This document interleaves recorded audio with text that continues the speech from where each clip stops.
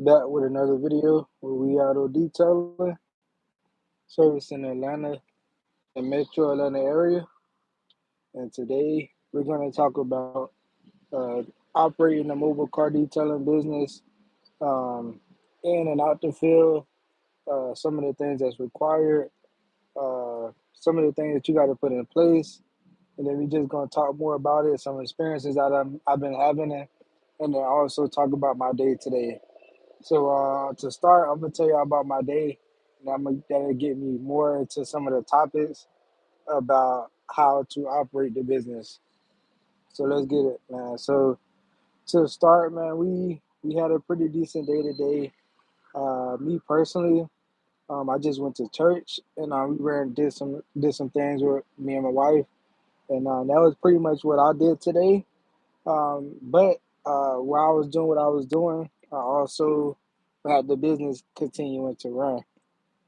So while the business was running, we had one, two, we had three details today, um, and it was a pretty decent day as well. So we had a full detail inside and outside, wash, wax, shampoo, and vacuum, and we had two maintenance details with two separate contractors. One contractor did two jobs.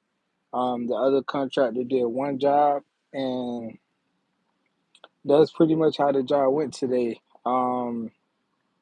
It was a lot of when it comes to operating a business, when you're not actually doing the details. What that consists of for me, because I have a call service in place, I really personally, all I do is really manage the team. So I'll manage any of like so the appointments will come in, the call service will book the appointment. Once the appointment is booked, I would just send over the address to my contractor, and once the contractor get the address, just make sure they're good to go. They head to the appointment. I let the customer know they're there, or the contractor would just knock on the door, depending on the situation. After that, I'm pretty much just managing like the timing. So when you are operating a business and you mobile, is always I learned something like it was maybe this year or last year I learned someone says it's always best to over communicate than to not communicate. So me hearing that has always has changed my perspective, especially with my contractors. I noticed that like your team when they over communicate and they like always calling, that's something you have to learn how to manage because you both are business owners and you got to sit that way they're equal. And then you got to kind of find a way to, see them and see why they call and see it from their perspective because you're not doing the work. So you may not understand what's going on at that exact moment, but you still got to be willing to hop on the call with them and answer their questions and, try to understand it from their perspective. So for me, having someone that over communicate is better than have someone that barely answer the phone, that's like not communicating with you when they're running behind on appointments. So I have a different appreciation for team members that contact me in regards to like over communicating about the jobs and stuff like that. So that's what it really involves with operating is really just building those relationships with the contractors. Even so, like I have like eight contractors that I deal with. Uh, out of the out of the eight, it's three of them that's really rocking with me. The other one, he just had some car trouble, so he really can't really be a contractor. Then the other ones, they will respond to me, let me know that they're busy. But the good thing that you have to do is like with me, I'm all about nurturing those relationships. So I'm constantly still reaching out, even though they're not really like having availability for me and my schedule when it comes to sending them jobs. I'm still reaching out to them to see if they're able to do it personally because one day they're gonna hop on it and be like, you know what? He been reaching out to me consistently and it seemed like he got a lot of work. Let me go ahead and give him a try. And even though I'm giving them work, them giving me a try for using my services is benefiting me as well. So that's why I nurture those contacts even if they're not like really letting me detail it, like not going out there and detailing cars for me.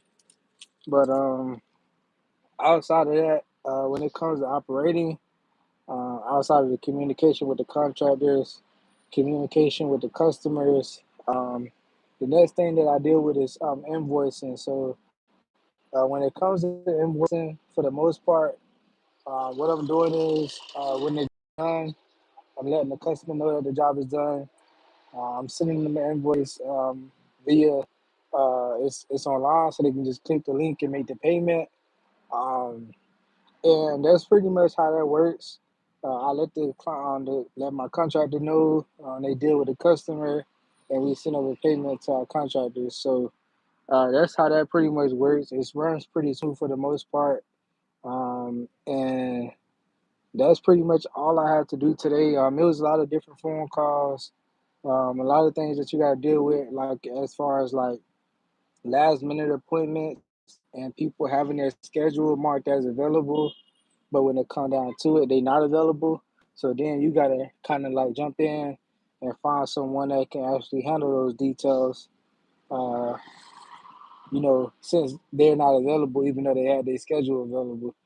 So that's one of the things that I kind of had to deal with when it comes to like last minute stuff. But outside of that, it's just a matter of communicating with our contractors, dealing with the payments, back and forth with the customers, handling any problems when it comes to the services that we offering. And that's pretty much it. One of the main things that I really need to do, and I thought about today, is I want to expand, and I'm trying to figure out how to. So like currently, like you a couple ways that you can expand is by getting a location. You can always you can you can rent out a space. You can you do more mobile units. You can buy more vans and trucks. So instead of doing that, I'm thinking about building out some more Google My Business profiles and really tackling that marketing aspect of it. And I'm thinking by building those profiles up, I can really like kind of monopolize the market here in Atlanta and Metro Atlanta. So I'm working on trying to get some virtual offices, and I think I'm gonna hit every county, every big city in every county. So there's like 8 counties here in Atlanta that in Georgia, Metro Atlanta, that I want to target, and then out of those counties, I'm gonna find those top cities, and I'm gonna get a virtual office in each one of those. So that's like $800 a month because the virtual office is $100 a month. So I'm thinking that by doing that, if I could just start one at a time, maybe two at a time, get those Google My Businesses open, maybe at some point I can even cancel the virtual office and still have that Google My Business profile. So I'm thinking about it. I'm trying to figure out how to manage it, but I definitely want to build those out so that I can be able to have those multiple locations on the map where people can GPS and look on our website for the business and make it visible to find. But that's it for today. I hope you all learned a lot about managing and operating a mobile car detailing business. That's what we did today, and that's some tips for you all. Hopefully you all got something from it, man. So y'all take care. Hit the like and subscribe button, show us some support, and y'all take care, man.